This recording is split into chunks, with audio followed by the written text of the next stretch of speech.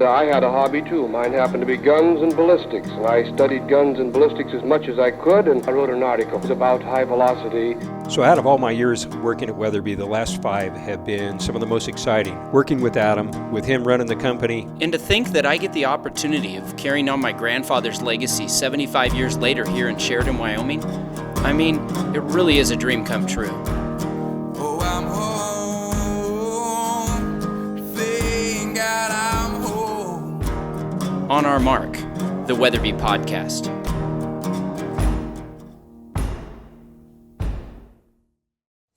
Welcome back to On Our Mark, the Weatherby Podcast. And we have a couple pretty special guests today. Kelly Poole. We've known each other for a couple years now. Yeah. We're on the Mule Deer Board of Directors together. Mm-hmm. And you recently joined the Weatherby team. I did. Yep. And you've got some interesting stories to tell. Mm-hmm. Yep. Especially on today's topic. Yes. What would you say your job here is? That is a really good question. I was hoping that you knew. I guess the title on my business card is Business Support Specialist. But if someone asked me and said, what do you do at Weatherby? I say Compliance Director. Yep. And then I do some executive admin stuff for Adam, help Adam and Brenda with things that they need, travel, Yep. your guys' upcoming trip. And then the fun stuff when I get to go to the ranch and do some stuff there too. So an Ann of all trades, really. Yeah. Other duties as assigned. Exactly. Yeah, that's right. I'm game for anything. That's right. And you have some history, which is why I wanted you to come in on this podcast, because you've spent quite a bit of time in Tajikistan. Correct. Yep, I have. So I've had some time in Kyrgyzstan and have known Saku now for quite a few years, actually. Yep. 4 years. 4 years. Yeah. Yep. And then, but most of my work was in Tajikistan, where I worked with community-based conservancies, much like the operation that Saku has in Kyrgyzstan is set up, working with local communities on hunting Ibex and Marco Polo and a lot of those species over there, Ural, stags, and that sort of thing, and working with the local people so that they have a robust operation there. It doesn't really come to people's forefront of their thoughts when they think of owning an operation in a different country and receiving Americans specifically, because we just have a different system of hunting, and we have different expectations, not good or bad, just different.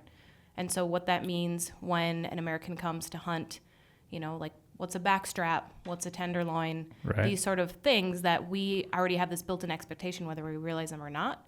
And just kind of informing. I worked a lot with women, setting up women guiding over there, which is still operating, which is really cool. And so I've had a history with the people and the operations and the government there with the hunting in Tajikistan. Yeah, awesome. Wow. Not a lot of people can say That's they cool. did anything like that, which is really cool. So we're going to unpack that a little bit, I think, today. And then Saku, we met last August. Yes. When I came over after winning the less than one eye through Wild Sheep Show in 2020. COVID happened, couldn't plan it for a few years. So August of 22, I came over to Kyrgyzstan and got to hunt with you. Yeah, thank you for coming. It was good time. It was a real good time. Yep. It was good hunt, at least, that's what I remember. So looking forward to see the video, actually. Yeah, so I don't know when this podcast is going to release exactly, but we've got a video that we made from that hunt that we played in Bozeman at a film premiere for Jason Matzinger's new film Selective, and our Ibex film opened for that on Friday, and so this Thursday, 2 days from today, we're going to release on YouTube that Ibex hunt. So we'll show it to you before you leave. Thank you. Anyway, it should be released by the time this podcast, so check the description for the link. Yeah. So. Yeah, we'll link to it there. So Saku and I think, if you hunt with somebody, you have a connection with somebody. And I don't want to get into the entire story of that hunt because we already covered that in a previous podcast, episode 45, I think. If you want to know all the details, listen to that first and then listen to this one. That'll give some good context. But when you hunt with somebody, there's like a bond that happens. Like if you share camp with somebody, you sit in a car with somebody for 16 hours. I mean, there's just a connection that's, whether you want it to happen or not, it's going to happen. And then I think it was compounded by you go through a traumatic experience with somebody and the same thing kind of happens.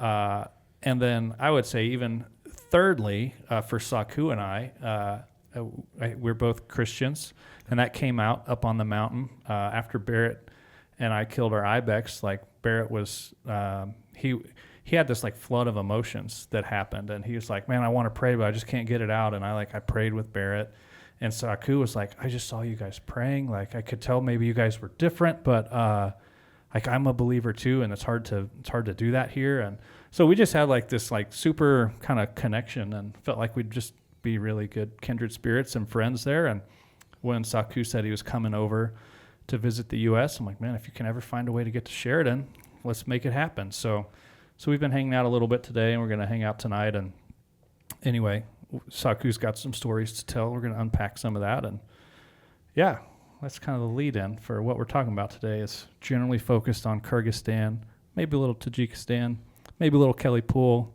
a little Saku. Saku, how do you say your like real name? My real name is Zarulbek. First name. The last name is Abdikayev. But since childhood, I had this nickname, Saku.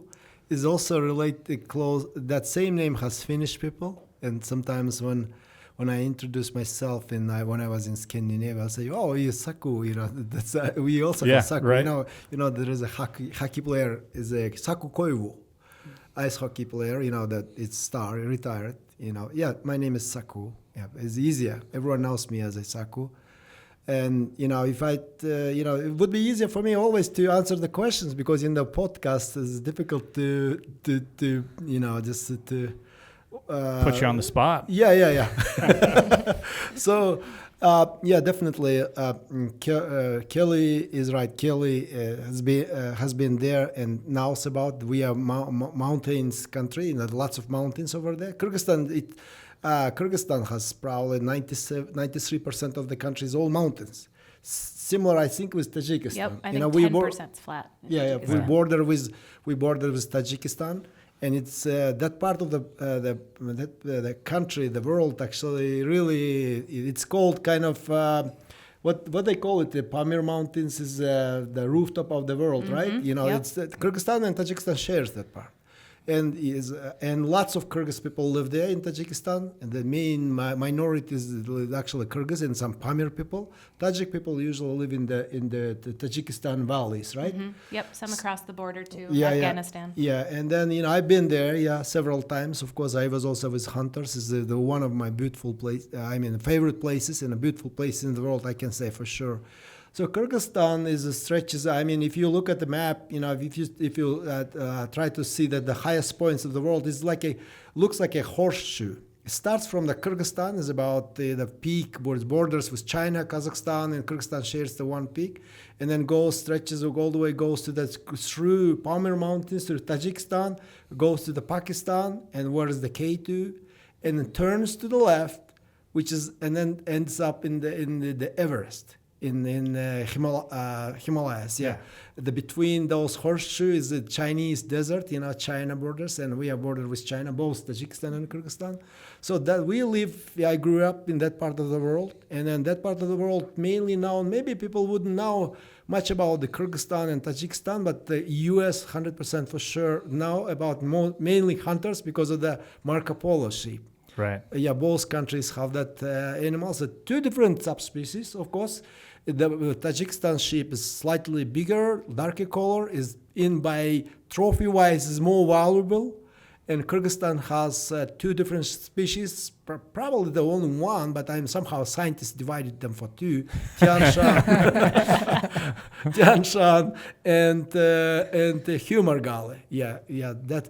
And myself, also we have the same Ibex, the Mid-Asian Ibex, and that it was inhabiting those territories, Kazakhstan, Uzbekistan, Tajikistan, and maybe in Pakistan they start to differ. Already they have different subspecies or species. So I have been for the last 15 years, I have been always hunter since childhood, and I love fishing and hunting. started everything for living, to be honest. After the collapse of Soviet Union, we were cared about food. And I would hunt for rabbits and then the roe deer, and that's how we survived. What did you use to kill rabbits and roe deer? Shotgun only. We didn't have even rifles that time. That during the Soviet Union, because they used to be a communistic country, and normal people, they were not allowed to have rifles, right? Sure. So only shotguns. Even you have to go through strict rules to get that shotgun. And that's we just hunted with shotgun. We're happy, and now we are taking for granted all these modern rifles. Right. I mean, we were happy to get the slugs if you get close range. Yeah, that's how I started hunting. And later, 15 years ago, I started to first became like an interpreter and guide, and start to organize hunts for the foreigners, mainly for Americans. Yeah, I had the first clients with the Americans, and then I had a really good friend, was an Australian guy. So I miss him very much. He's old guy, but was nice. We had good times. Yeah, that's shortly saying that's my story. That's I organize hunts and try to help people dream come true. For those kind of hunts. Yeah. I'm more responsible for Kyrgyzstan part, definitely. Yeah, and Saku is a fantastic host. We had a great time. Showed us all around Bishkek.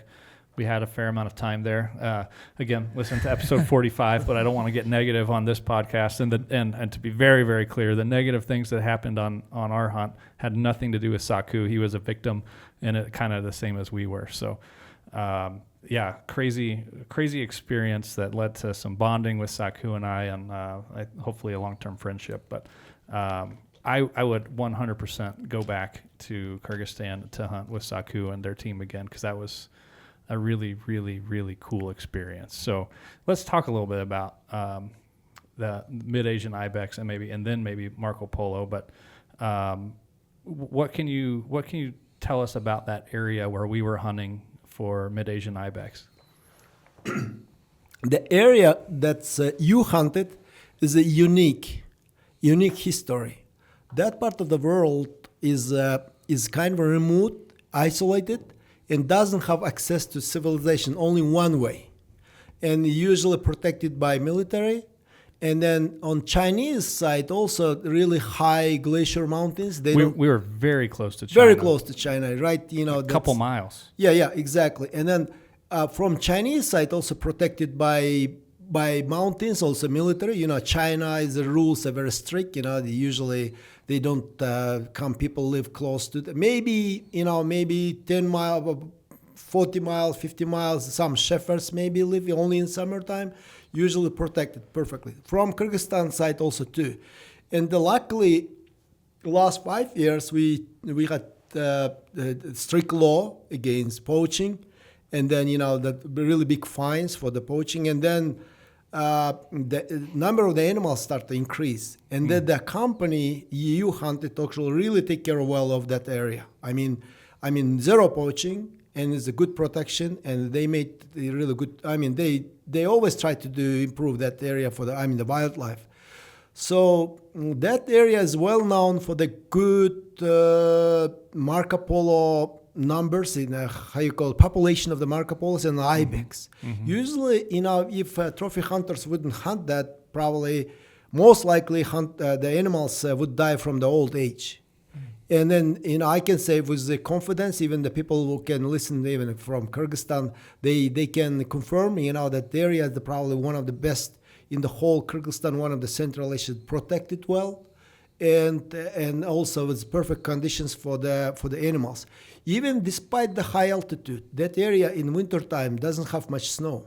So that's one of the reason for the good food sources. Ibex especially is really dependent on food sources. And Ibex trophy size and also body definitely is dependent on the nutrition. Not with Marco Polo though. If you what we paid attention, for example, in Tajikistan, Pamir Mountains, they have really short the food supply compared to Kyrgyzstan. Really, some few patches up in the mountains, they still live in the high altitude, and then winter comes earlier, and then because of the dry, Tajikistan is very dry, doesn't rain much, so grass grows little bit, only patches, and then most of the areas in the mountains are covered by rocks. I mean, green patches are very few. I mean, less than normally when in Kyrgyzstan. But Right. Marco Polo is there bigger and fat. So it means the sheep somehow is not affected by the nutrition. Little grass is enough for that. But Ibex in Tajikistan, in most places like those with less food supply, they are either very small, skinny, or they don't have much. But in Kyrgyzstan, the same thing. What I observed in my experience so many years, the Ibex staying low, close to the low elevation, close to the, let's say, timberline, Right. where you have berries and richer nutrition.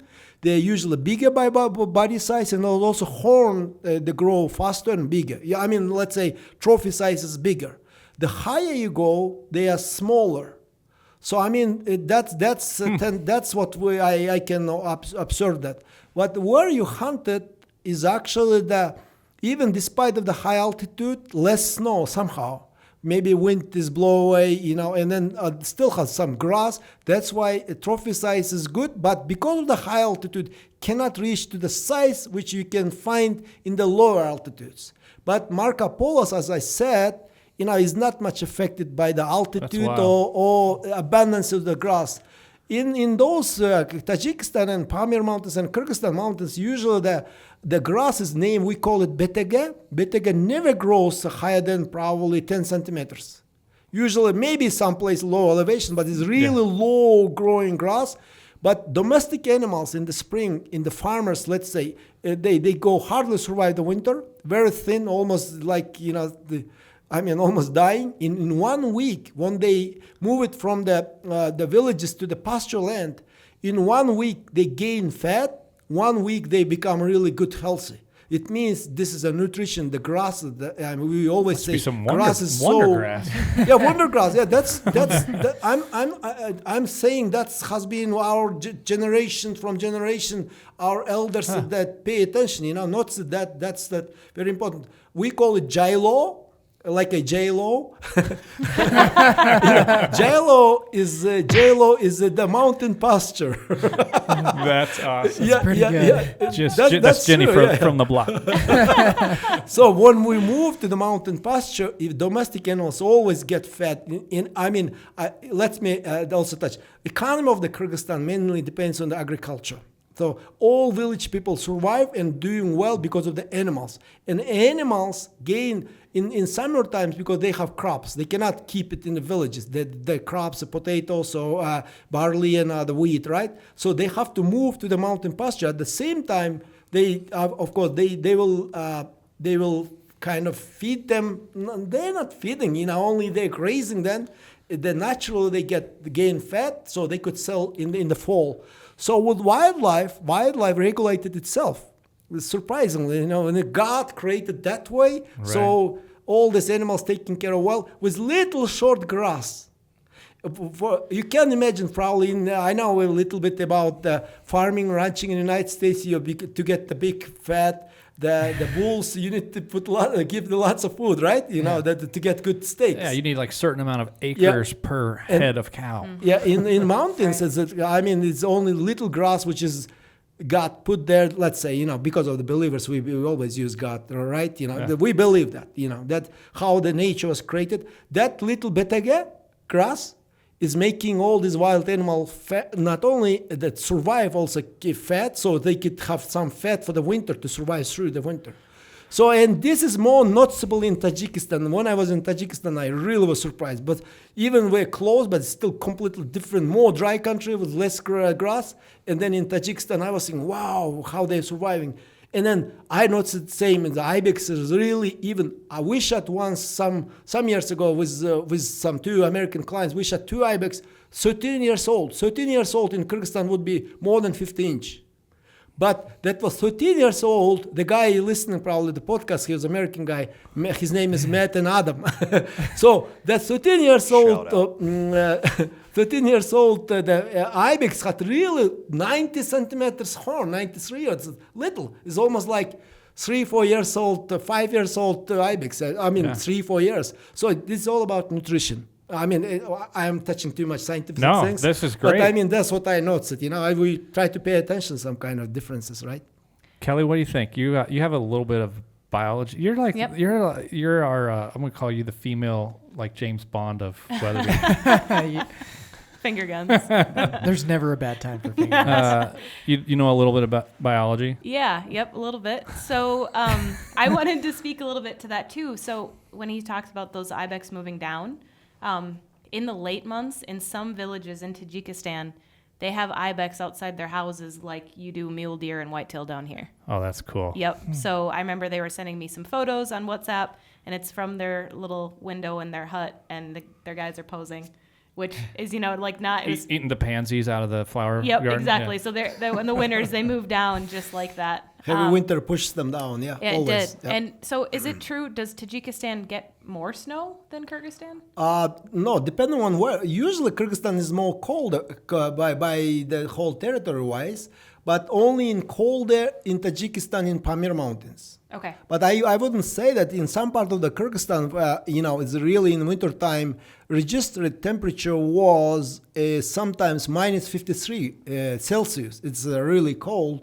But I mean, Tajikistan, Pamir side of the Tajikistan with borders with Kyrgyzstan, really cold. Can be lots of snow. But if we talk about the Pamir Mountains where Marco Polo hunted, usually because of the high plateau winds, you don't see much snow. It's the wind blows away, then that's why all the slopes open. Only passes, when you go lower, it gets more snow usually. Sure. For example, in the places you hunted, Luke, is that you don't see much snow. We didn't go, but through the valley we drove through, it's going to be full of snow. Because of the open, I don't know, it's kind of different. It's nature, it's unpredictable. Yeah, right. I think so. I didn't get to spend a ton of time with the wildlife in Kyrgyzstan, more just traveling through, but in Tajikistan we did spend time looking at the ibex and the age classes, and same with the Marco Polo, and the most time I spent with Marco Polo was on that border of Kyrgyzstan and the Pamirs there near Alachur. Chinese border also, now it's China borders. I did notice though that there was only yaks. There were no sheep. And so what is the grazing differences between Kyrgyzstan and Tajikistan? Because you're talking about, there's less food for the animals because of grazing. Is it different in Tajikistan and Kyrgyzstan? No, it's almost the same. But the main people, the grazing animals in Tajikistan, in Pamir Mountains, which is a Kyrgyz people, by ethnically Kyrgyz people. So what I noticed, I was in wintertime in Tajikistan, because of even the high altitude and compared to the Kyrgyz, because of that plateau has more wind, is dry. If you paid attention to the houses in Murgap in surrounding areas, the houses has no roof. It's a flat. And then only they put clay, because there is no need to put roof, because the wind always blows, doesn't rain, and That's true. The bathroom did not have a ceiling. Absolutely flat. Can you imagine that if it was in yesterday here in Spearfish, for example, it would be flooded, right? So that's the thing. Even the high altitude, in wintertime they grazing the sheep. In Pamir Mountains, harsher life, so they graze the sheep whole winter. Summer and winter at the same places. They don't change locations, and they live there even the high altitudes because of less snow. The same altitude, let's say our high altitude is Aksai Valley, the valley of the Uzungurush you hunted. Only except Uzungurush. Uzungurush is exceptional because it doesn't have snow at all. But if you go to the Aksai Valley, when we drove through, it's going to be 1 meter snow, 1.5 meter snow. And all shepherds move down to the villages. That's kind of, it's differences in nature. I don't know. We don't know, that's the difference between the Kyrgyzstan and the Pamir Mountains. Usually the shepherds move down at least close to the timberline. Timberline, I would call it starts from 2,500 meters above sea level. That's from that level, the trees stop growing in Kyrgyzstan. And in Pamir, I mean, below they stop growing. The trees. They don't have What trees was at the all. name of the last village that we went through on the way up to camp? Last village Yeah. that we drove through, that's through paved road a little bit. right. It's Sakmus. The name is the white ice. White ice. Well, there you The go. name says itself probably maybe 100 years ago more. I don't know when that village was founded. Was really cold because of that. Because then a river runs through that area and then covers probably that most of the part with ice, and that's how they call it Akhmus. I remember this river. It's big river, like kind of like an Alaska style river, like big water. It looks like dirty water just because it's just pouring off the Debris, mountain. yep. It's not like dirty, like gross, but just got a lot of sediment in it. But once you leave that village and you just start climbing and climbing and climbing, we went through this one area. There was tons of trees, and then all of a sudden, there wasn't another tree, and then you would just see these yurts where these shepherds are out there setting up. They live out there for the summer. There would be some horses that just be hobbled near the yurt. They're not even like tethered to anything. They're just hobbled so they stay close. And then you'd see like a herd of sheep or some other horses. I'm like, there's nothing for these things to eat up here. It's wild. How is there even wildlife up here? And then we drove for 6 more hours. Kelly mentioned about the yaks. It's amazing animals, which is related to definitely that's the main one of the main domestic animals, I would say, which is the Pamir people, Kyrgyzstan, and some Mongolians and Altai people in Russia. Those nations have those animals. I would call it the semi-domestic animals. Usually, yes, it's not wild. The wild ones probably only lives in maybe just in Nepal. Mm-hmm. We don't know. Maybe just already they don't exist. I don't know. But the ones, the yaks, actually the half domestic, half wild, because nobody will take care of them. Nobody grazes them. You let them go. And they take care of themselves. They're almost like an Ibex. They dig the ground with their hood, and then that's how they find the food, that grass, what I am talking about. Yeah. And you just see them everywhere. Used to be like a transportation also in all the days. Especially in the Pamir, they use that. Still use that.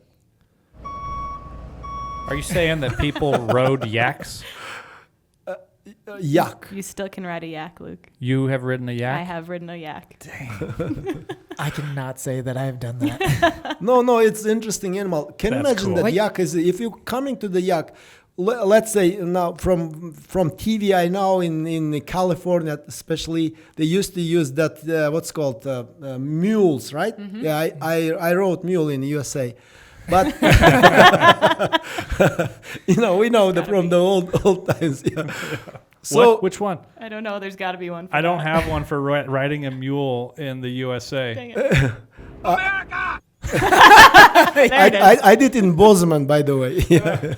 No way. And then this yaks, the only animal. When we are talking about the horses, hunters now, trophy hunters now who visited Mongolia and Kyrgyzstan, they know how horses are really tough. The Americans call them pony. And it's kind of, for us, it's a little bit, we get offended. They're not ponies, they're horses. You're tall. Are they as short as they look? They're so small. Yeah. Not very small. But Mongolian horses are way smaller. I've never seen a Mongolian horse, but your Kyrgyz horses were very small. I'm not like a true cowboy, but I grew up in Texas around horses. I have relatives that are legit cowboys and cowgirls. I spent a fair amount of time on horses, and usually the horse's head is taller than mine. Yep. We were having a conversation over the horse of a head, over a horse's head, and they're like, the head of the horse was like 5 foot tall. Yeah, but now, you saw how tough they are. They can climb vertically on all this. I was blown away at the stuff that we took horses on. Now, look at the yaks. Yaks do twice as those Kyrgyz horses can do that. Yaks can climb even steeper mountains on the way more weight on their back. So if you want to have really the good transportation was hunting or climbing and riding up in those high mountains, the perfect transportation would be well-trained yak. Can you still do that? Can you do a hunt? I just think we got we did a video about packing ponies. I think Yak we just started packing yaks. Packing yaks. Yeah. So when you're Yaks- riding a yak, does it have like a saddle or Saddle, yeah, they have that. They Same Built thing. in, they probably have like Same- 7-inch similar. thick hair. And then they've got like the big bull horn or the big bull loop. Yeah, in the yeah, nose. yeah, exactly. With the Because it doesn't take a bit like a horse? no, it No. goes right through the nose. because Sounds pleasant. that's used for that, because same like a horse. Mm-hmm. So yeah. I did not think we would talk about riding yaks today. Man, I just want to ride a yak now. But that is a real question, Saku. Could you go to Kyrgyzstan and decide you wanted to take yaks? No, unfortunately, it's like in many nations there are forgotten cultures, right? Forgotten traditions. And since we got all this, especially in these days, which is a really irony, is we start to see more and more the shepherd grazing sheep with Audi 100 car. With a car instead of using the horses. Mm-hmm. And then some places they use motorcycle. And even these days, that really makes us sad. In the villages, we start to see more and more people not keeping the horse for their own the home work, I would say, for their farm. Instead of that, using bike or motorcycle. And yaks, the same way was forgotten. Only is like a means of the meat. They keep it. They raise them for selling meat. That somehow it has value. But in Pamir Mountains, also I've been recently when I was there. They used like the tourist attraction. Transportation. Unfortunately, but in reality, yaks has been always the best transportation in the high altitude, very steep mountains, and then carry way more the weight than horse can do. And they use the yak pies. For yak, heat. Absolutely, right? absolutely. They collect it, and that's how they feed their fires in the winter. Is probably people will wonder that the same thing in Kyrgyzstan we use more sheep, let's say Pellets. Let's say one is trumpet, and then when it's dried, it's really good wood and doesn't smell much. It gives, retains the heat really well. Mm-hmm. But the same thing in Pamir Mountains, they use yak. Mm-hmm. That's what I noticed that. Mm-hmm. Mainly because of that they keep more yaks than sheep. Yep, that's what I saw. And if you imagine, how people chop wood for the winter and they have their little wood. Walls, where they store split. They're split wood. They just stack yak chips in there. And then like a cow patty, but just like totally. a yak chip. And then it dries out, and then that's how they fuel their fires. That can be also temporarily the wall for the keeping sheep inside. Oh man, that suspense thing didn't work, but it should have been louder. I'm like just kind of blown away right now about what I'm learning. I don't even know what to say right now. I'm taking a lot in here. I think that's pretty awesome. Riding yaks, burning yak chips, sheep chips. Okay, I got to ask you another question, Saku. I don't know what I'm about to learn next. This is going to be good. When we were hunting, we were up where we ended up shooting the Ibex. Mm-hmm. You said that was like one of the highest concentrations in the world of snow leopards. Oh, exactly, yes. And I have to tell about that. Somehow in the world, I understand that this the Greenpeace, whatever organizations, they care about the nature. It's good, actually. And, I know snow leopard, they thought it's kind of the endangered species of the cat family. In my opinion, I think that the tiger is more endangered than snow leopards. But generally, somehow in those countries, maybe in the China, in some countries, they use it, at least in even Kyrgyzstan, long time ago, 90s, 80s, even before that the Russians came to our country, the snow leopard was used to be like valuable skin. Like you had the same similar story in the one Americans came, right? That Canadian city. I remember what's the name. They traded with the fur, right? Sure. So same thing. Same was for the nomads living in Central Asia. Across the Eurasia, I would say. Yeah, the Asian part of the Eurasia. So that's the only noble, only rich kings, they had kind of chance to have jacket made of snow leopards. So that for centuries and centuries, the snow leopard skin was kind of valued. Sure. It was the sign of the nobility, or the aristocracy. And then you see that tradition always had people to hunt for that animals. And then probably, I don't think, they wiped out long time ago. They didn't have the modern weapons they have now. But somehow that tradition remained till I would say last 20, 25, 30 years. And then somehow people would poach, I believe in all countries where snow leopards live, poach and try to sell the skinned snow leopard. Sure. And that actually decreased numbers of the animals to a certain level and didn't make them completely extincted. No, not at all. But you see, and then right now, if you say realistically, right now, even 20 years ago, that there is no value of this fur. Nobody buys that, nobody sells that. Nobody uses Sure. that. Because modern clothing, kuyu and sitka way better. It's better hunting. It's better technical gear than Having snow the leopard. Snow leopard skin, right? Yeah. So, That anyways, could be a thing too, though. Who knows?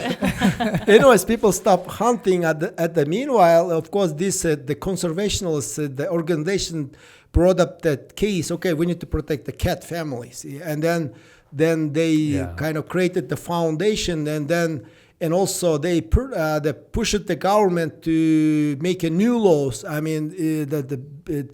For big fines, and someone caught with the snow leopard skin and poach it will pay lots of money. Now almost you go to jail. You will lose everything, in other words, in our countries at least, for the fine amount of the fine. And absolutely, people, there is no use for that. And at the same time, you are caught with the snow leopard skin, you are in big trouble, right? So people stop hunting at all, and for two reasons: no need, and also risky, right? Yeah, big penalty. And then snow leopards that really increase it in number. But I tell you another point. When we are talking about only one animal, you have to think about another animal too, right? So at the same time, snow leopards can cause big problems for the Ibex population. Because too many, they are hunters. They need to kill. They need Sure. to eat. Yeah, They're not eating supergrass. Yeah, these days. Yak fatties. Before was rare, and people would see snow leopard almost equal to the person who see that the snowman guy. A Yeti. Oh yeah, Sasquatch. People would really boast, tell them, "Oh, I saw snow leopard. Are you really? Are you sure?" But these days, snow leopards are coming down to the villages. Some of them very from the old age. Oh, wow. And then killing the domestic animals. To be honest, it's not fictional Wow. things. Domestic animals attacking because they're cat. And then I'm not talking only about eating ibex. I sent you the video when in that same area, the guy who on the horse rode almost close to the point blank distance. The snow leopard was eating the yak. You remember? I do remember And that. even dogs Yeah. came and didn't spook the snow leopard. Only when he get point blank. And then, that snow leopard took off. It's running fast. So this is the sign they are not in danger anymore. They're not scared at all. No, not scared at all. There is no danger. They are well protected. They are in big numbers. But at the same time, they can cause also the problem for the population of the Ibex and Marco Polo. Even the same camp which you stayed. So I told you the story. In the morning, he get out from you see the lights and everything is from the one guy get out from the house, that lodge. Yep. And then 200 yards away, the snow leopard was eating Marco Polo and laying down there. It's almost like a domestic cat. Yeah, You don't see that very often, right? We were in their backyard, for sure. When we're coming to snow leopard, they are not in danger anymore. Luckily, from one hand, it's good. It's a beautiful animal, right?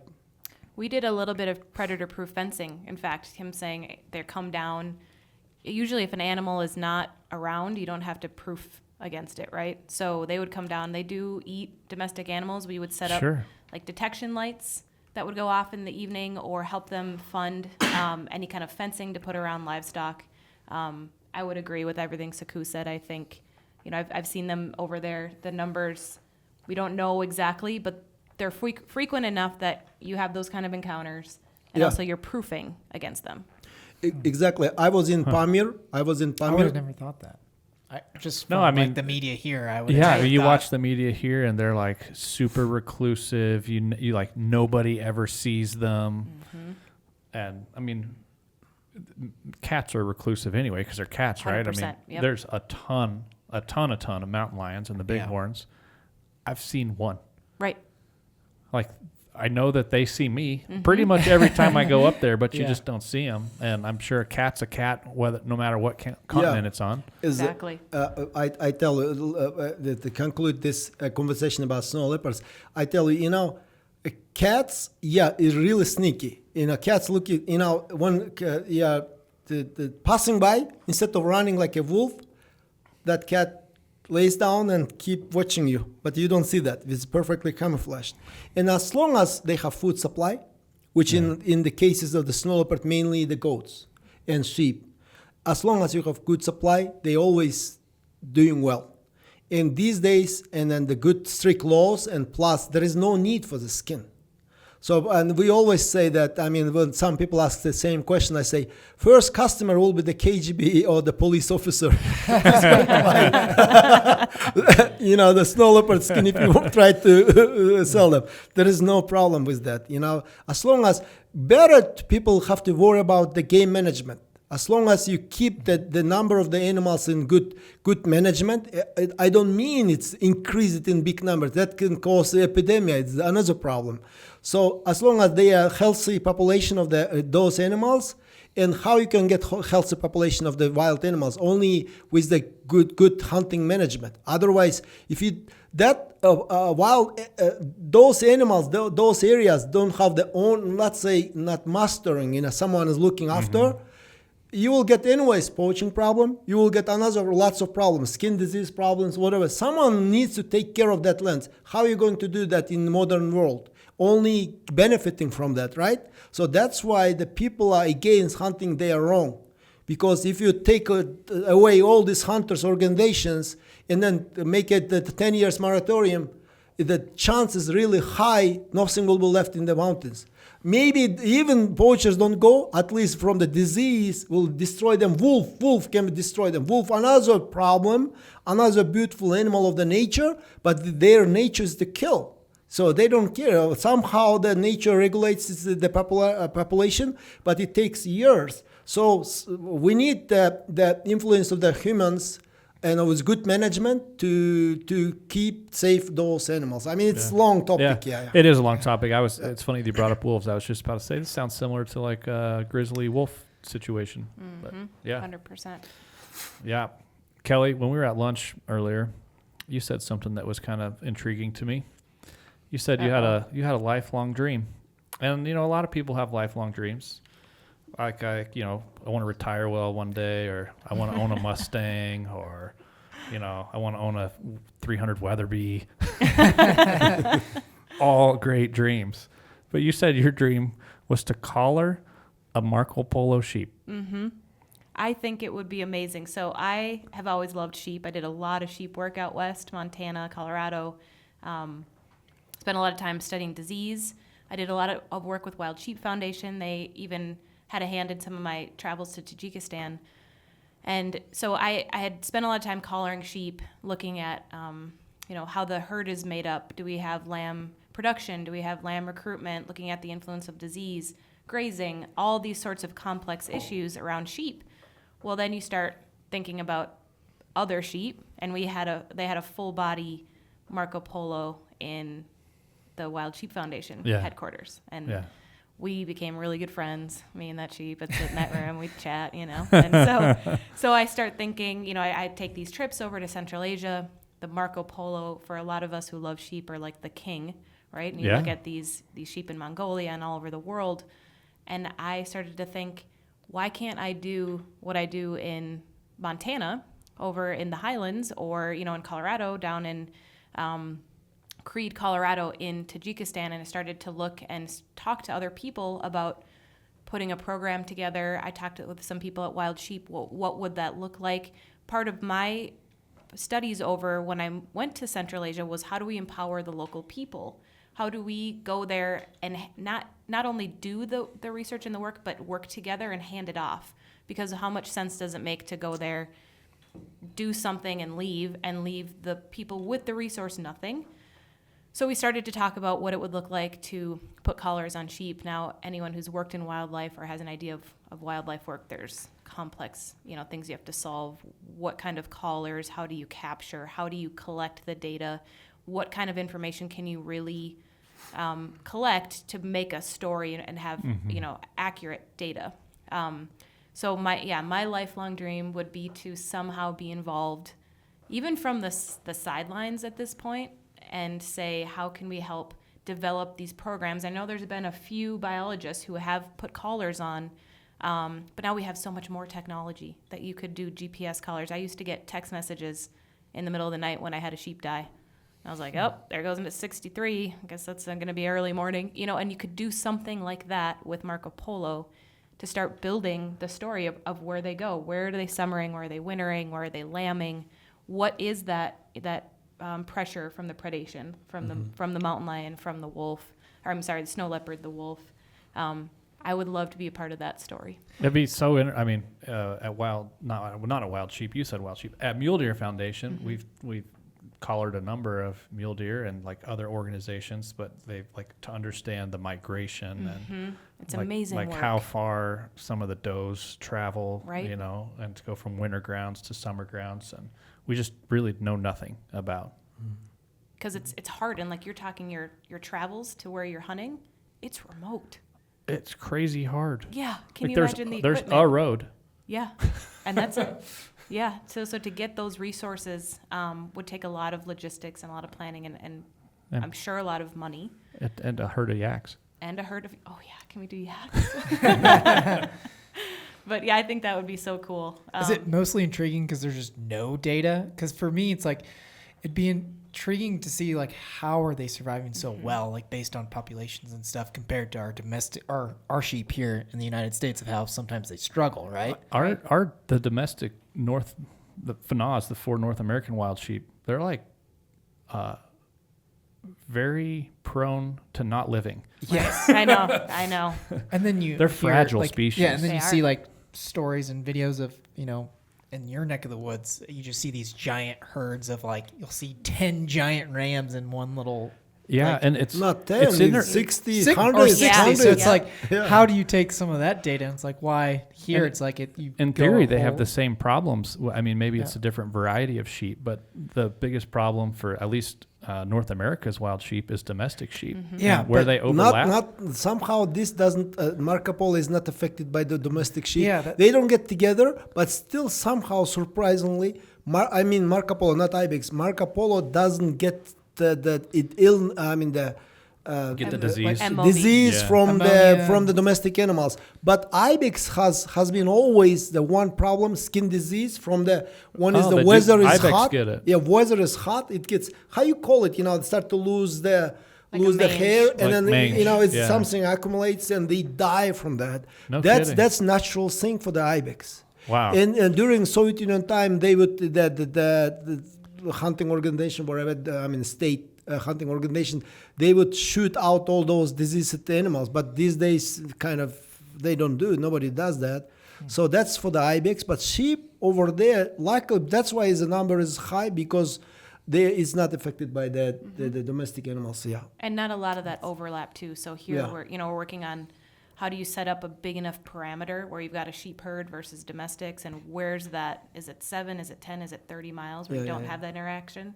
It's not so much a problem. I know that the folks at Wild Sheep have taken several trips to Tajikistan and Kyrgyzstan to talk about MOV and if it's a problem. But I do think, I saw a lot of yaks. I didn't see one sheep up that high. So that probably, but to speak to your point, are there diseases like that? Is there something going on? We don't know. And I think part of the interest is, yes, that there hasn't been the data that's been done, but also I just have an affinity.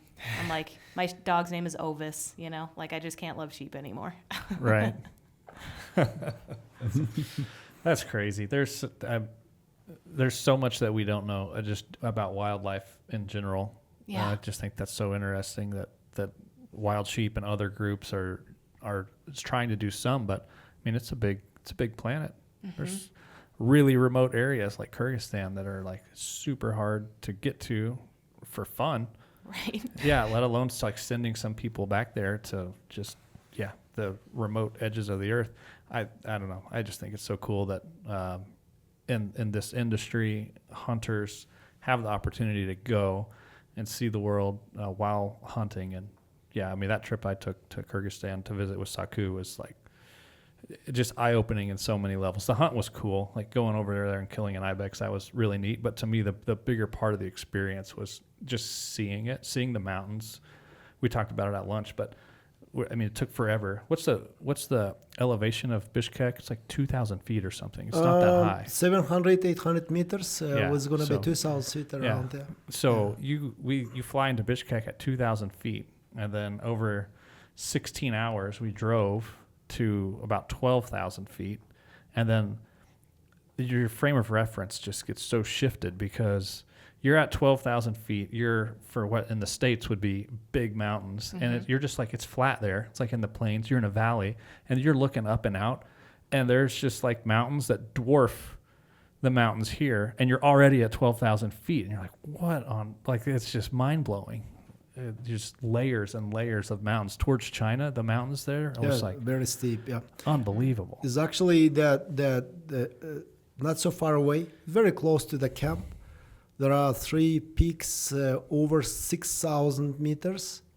You didn't see those peaks. The tips of 6,000 is going to be 18,000 feet. Yeah, I was little more than 18,000 feet. I looked a lot on the map, and we were not far from like 18 to 20 something thousand feet. Yeah. And it's like, wow, like that's big time. Cool. Did the elevation affect you at all?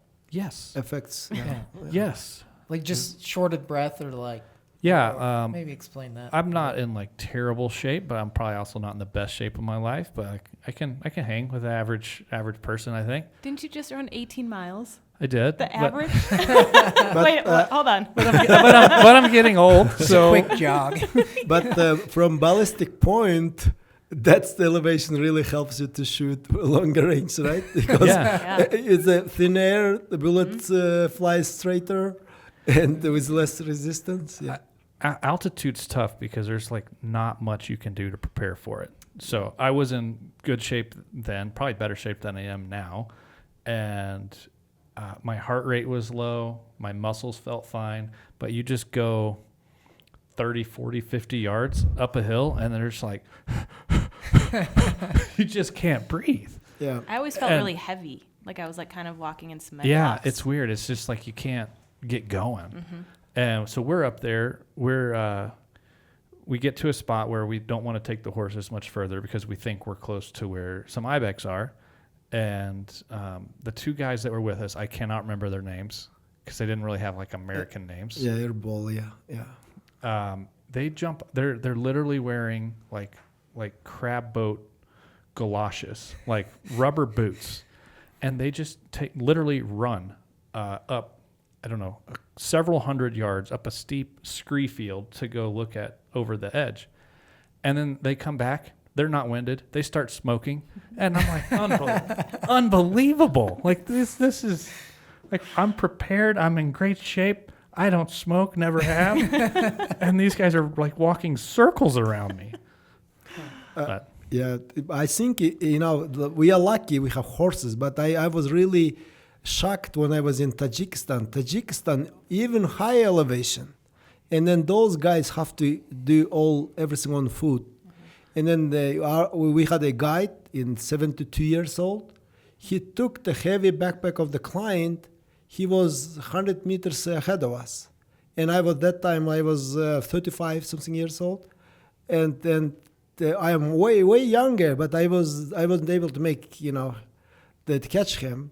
So I mean, it's because of the high elevation, the acclimatization. Also, they Yeah. got used to that. Yeah. And look at the Sherpas, the same. Yeah. Yeah, when they grow up and they live there, Yep, I all think that that's all you oxygen can really in their do blood. to get ready for altitude. But Yeah. yeah, And- it's real. And also, let me please add something, because when the people travel around the world, when hunters, trophy hunters, and that I tell you what I observed the last 15 years, that when travel, they come from United States to the Tajikistan and Kyrgyzstan, by scientific way. Let's say you heard that when you go, that people are trying to climb Everest, already well-trained climbers, they spend months at the base camp training back and forth, and then they stormed at the peak, right? So you don't have to spend months, but at least would be good to stay at least 2-3 days acclimatizing that if you want to enjoy. The problem is many times I always warn them, hunters arrive to the camp and I say, okay, today you have a rest, tomorrow we will sight in the rifles. And then I always warn them, you start to feel angry, very frustrated. That's normal thing. When you lack of oxygen, you get frustrated easily. Somehow, surprisingly, that's fact. That is a fact. They need to wait a little bit, and then for a while they start to enjoy that because body get used to that. So that's why we need to just make it little studies about before climbing Everest and before hunting for Marco Polo in Tajikistan or Kyrgyzstan, how our body reacts to that. Because the all excitement we have been waiting for many years, maybe some people saving money for Marco Polo or Ibex, and then it's gone in the first day. Lose the interest I had several cases when clients paid for both for the Marco Polo and Ibex, two clients came, refused to go hunting, only shot one Ibex, and then we said, what about the payment? You made that, Oh, we cannot handle that because their mood changed because of the high altitude. So that's the not phenomenon. I mean, that's the reality, which is we need to know about it and also study before, to do something, because lack of oxygen and at high altitude changes your mood too. Yeah, your decision making and all that good stuff. Yeah. Yep. Before you go, we'll play the Ibex film for you. But there's a portion on our way up there where maybe it was the altitude, but we were the hunters. We were just kind of complaining, like we're just like, we left our house 4 days ago. We're not to hunting camp yet, and like it's weird. It's just different. And I remember I woke up the next day. I was like, I got to get my head right. I don't understand why I'm so frustrated. I'm in an awesome place. Maybe that is a natural phenomenon that happens with altitude. Makes you crazy. Are most hunters coming for a full 10 days or? No, I mean, usually of course, hunters come with spare time, in case whatever happens, you never know. Sometimes the guns don't show up. And then, if the local company, for example, I always have extra gear I have a really good rifle, so people can use that. And then, they have to wait. That's why they come for a week or 10 days, but usually everything's finished in a few days because of the number of the animals. There's no shortage of game. Zero. Yeah. And getting more and more, that's one thing. And at the same time, sometimes hunters, they plan coming, like I told this day, some plan to shoot several animals. Then, they take it easy and, just enjoy the time and, they shoot their guns. And I had the guys testing their, weapons. Some gun-making companies who come, they really test their guns and bullets. Yep. So that's... Usually it's very few days it takes to do, successful hunt. Yeah, you could go and spend more time looking at more animals, but it's not for lack of game that you wouldn't be pulling the trigger. There's big and good animals, where I was anyway, everywhere. Gotcha, yeah. Like there's a pretty good, what I thought like pretty good deadhead, like on the way to camp, just like in the middle of the road essentially. And then like when we were walking from, I don't know, the half mile from where we saw the Ibex initially to where we shot from, we passed like 3 just sheaths, just like Ibex sheaths, like an antelope You know, like the Yeah. snow leopards or whatever is Got 'em, probably yeah. got them and took them somewhere. But I mean, there's like evidence of animals everywhere. So I didn't know you couldn't take those. And at the end of a few months, I had like 6 around where I was staying, and they're like, "What are you What- doing what- with what- those?" what And are I you- was like, what are you "I'm buying a doing?" big luggage bag." Like, no, you're not. I'm like, really? But We yeah, took you some do cool find 'em. pictures and video, and yeah, I mean, there's evidence of animals all over the place. Yeah, and That's pretty cool. yeah, it was really neat. Saku, how would be best if somebody's interested to go over to Kyrgyzstan and hunt a Ibex or Marco Polo with you? What'd be the best way to get in touch would with be you? great. You know what? You are we became friends from last year hunts. Definitely, honestly, So if you are interested in going to hunt with Saku, you can send an email to onourmark@weatherby.com. Similar to what Cody DeLay did a few weeks ago on Friday, June 30th. I'm just gonna read an email. We haven't done a mailbag. We talked about doing a mailbag for a while. We're gonna do one. So Cody wrote in and said, "Hello, Luke.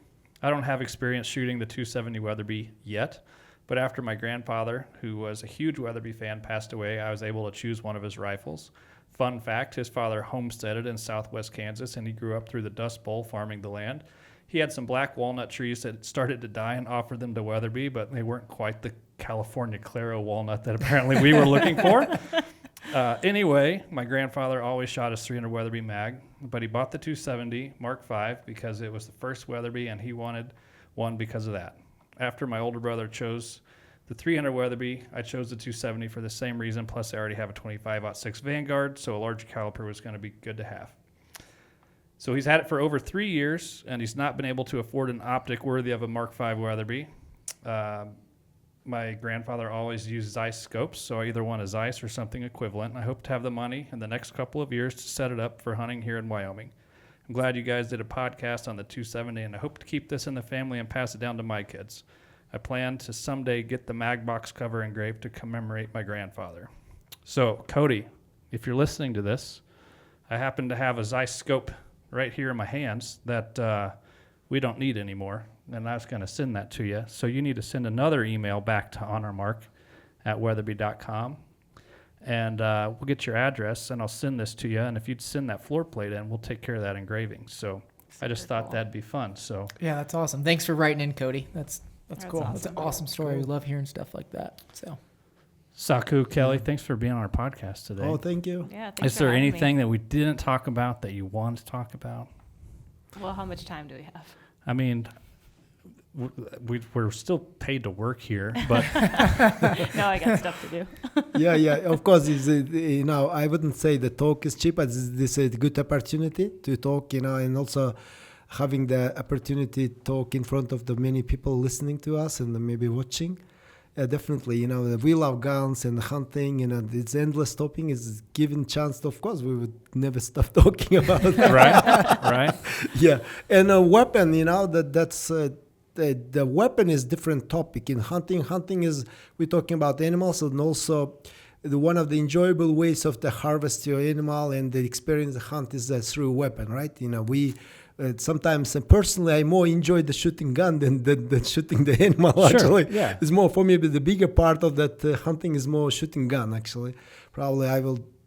That's also another very useful the topic. We can talk more about it because I very often see that the people in the age when they are ready to pay those expensive hunts and travel to that part of the world, they're not in good shape, or maybe they lack some kind of shooting skills or knowledge in guns and the caliber and ammunition, and they're using the scope, how to use the scope and with modern technologies. So also would be good if it's another time, or maybe if you have time now, just Let's carve some time to touch now. that I like part that. also too. You understand? That's a very important part. Yeah. So what do you see that most people show up with for Ibex or Marco Polo hunting. And I tell you, that's really because, I love guns, and I'm going to open that gun shop, and I start to take part in the long range competitions. I have been always crazy about, now I have more chance to do that. Awesome. And definitely, and when clients are coming, let's say some, the booking agents or companies, hunting companies are sending,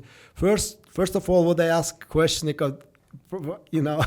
what is your caliber? What caliber you shoot? That I start to ask the specific questions, because I understand at the end of the day you need to get the animal with a rifle. That's nobody is going to shoot for you. Then you lose the whole enjoyment.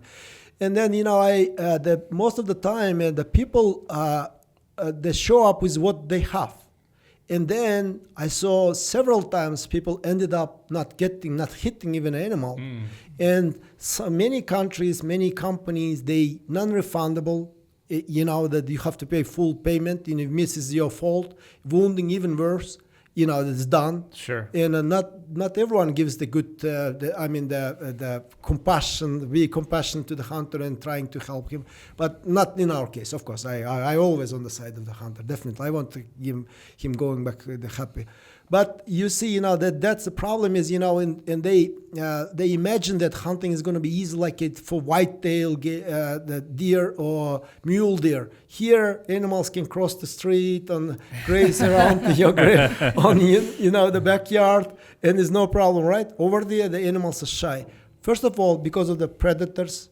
Second, that the locals always, the poaching, whatever they want to eat, and then they have to run. And wolves, they make them shy, and that's kind of that type of animal they try to stay away usually.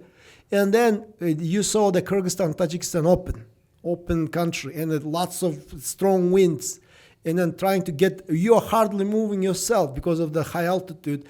Plus, is open animals seeing you with so many eyes. They are just keeping the distance kilometers away. There's no trees to hide behind. That's for sure. And then, especially Ibex easier, for the Marco Polo is a little harder. You need to stalk that. In most cases, you have to, usually the average shots around 400, 500 yards, which is safe distance to shoot. It's not about many people sometimes mistakenly think about, it's not sporty, it's not the fairway. It's not kind of, how you call it in USA? Ethical. Ethical way, you have to get close. Try, because so many eyes are looking at you. They're not letting you do that. Only chance to get, and also especially the day is limited, or as I mentioned, your already brain is not functioning well, you're anxious, you're excited, and then tired and all these things, and you want to get that. So you have to make longer shots. You have to. In those cases, you need to get the good rifle with good ballistics and with good bullets, and you need to know your equipment well. Most cases, people show up what they have. Sometimes people, for Europeans, showed up with 10-power scope with a reticle, which is they use for the elk. Reticle is really thick. You don't see the target at all. You need to look around. That's you're not going to get the animal. That's it's going to be difficult. At least I don't know. It's impossible almost, I would say. So and the main calibers they use it. People can use whatever they feel comfortable. Like you use it Weatherby, right? 500 yards, no problem, because your weapon, the caliber. Sure. But in my opinion, probably would be good to stay around 6, 5, 7 millimeters, because less recoil and better ballistic bullets really behave better in longer ranges. That's I would say, and then definitely they need to use the high power scopes. With bipods, I would also add that. Sometimes people want to shoot off the backpack. It's not going to work all the time. But bipod is always, for me, it's kind of reliable. It's way more to reliable. hit there, it's endless stopping.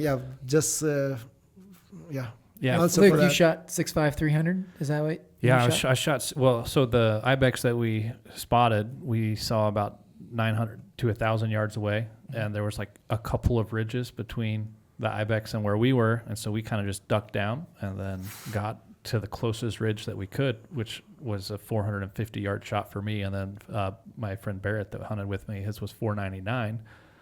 There was no getting any closer than that. Plus, there was, I don't remember exactly, 15 billies like on the side of the hill, and I don't even know how many nannies. Like there's just Ibex everywhere, and you can't see them. Like they're the same color as the rocks, and I don't speak Russian.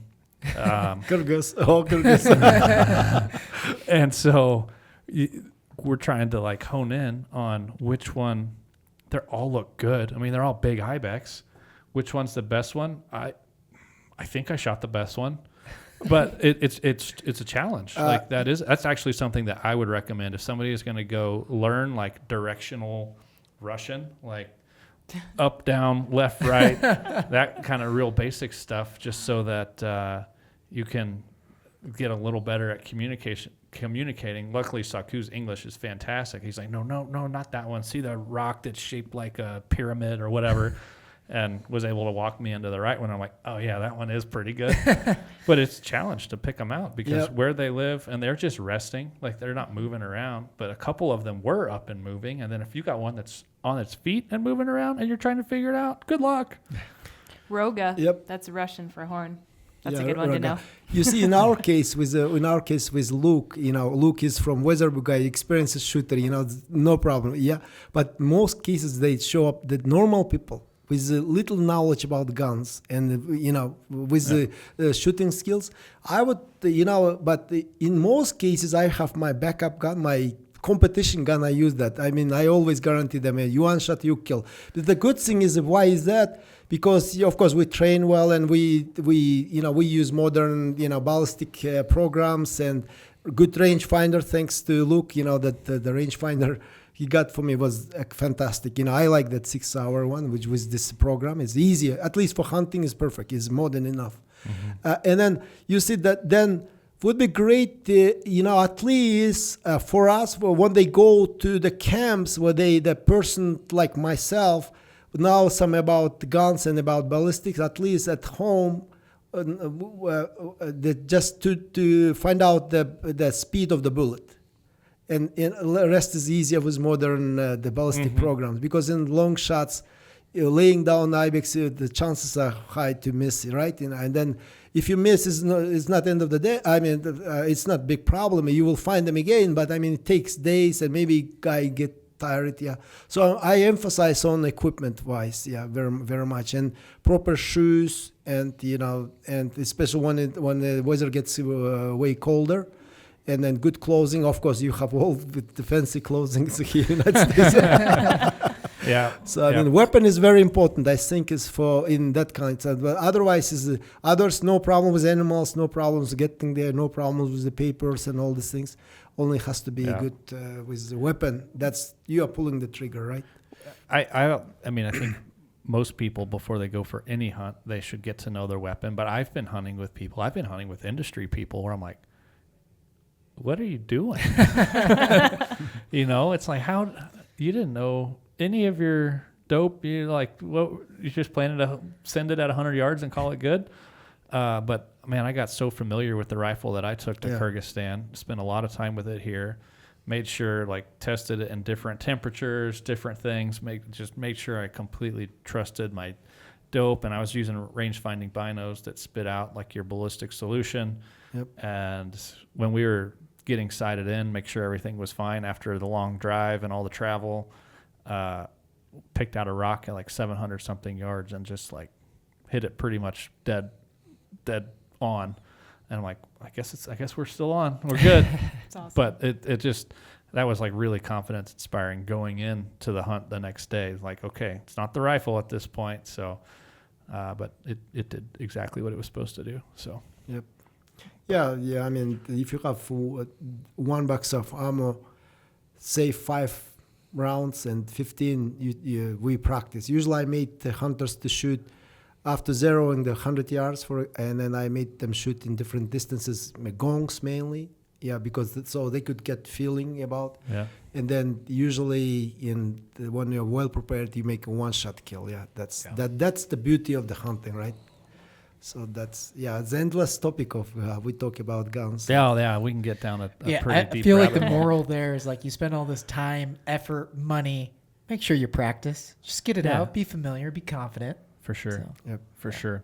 All right, we're going to wrap it up. But to wrap it up, I was just going to tell a final story from that Ibex hunt. So after we killed, and we were talking with Saku, and he gave like the most genuine thank you. And he's like, man, the reason that I get to do what I get to do is because of people like you coming over here and hunting. And, you know, we were talking about that film premiere of Jason Matzinger, and trophy hunting sometimes can get a bad rap.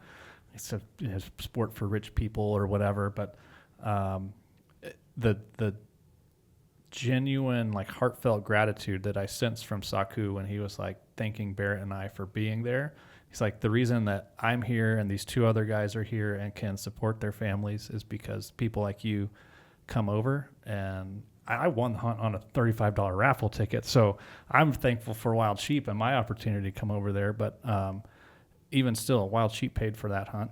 And that is just really cool that you are able to make a living off of people that get to come over and just live a really cool adventure. So I can say even now, right now I am sitting because of the people like you came, and then I saved money and I'm able to travel to United States, and then I'm planning to make this my dream come true, having a gun shop and keep working on it. To be honest, without you guys, hunters, trophy hunters, I tell you, personally, I tell you in front of God, in front of my consciousness, you know, I wouldn't survive. It will be a difficult life for me. And then people like myself, lots of hundreds of them are over there surviving. You pay attention. You can see that, you know, when you hunters visit, not only the guides, not only the hunting company, and lots of hotels and restaurants, and everyone is living because of, surviving and earning money for living is because of the hunters, which is investing to our economy.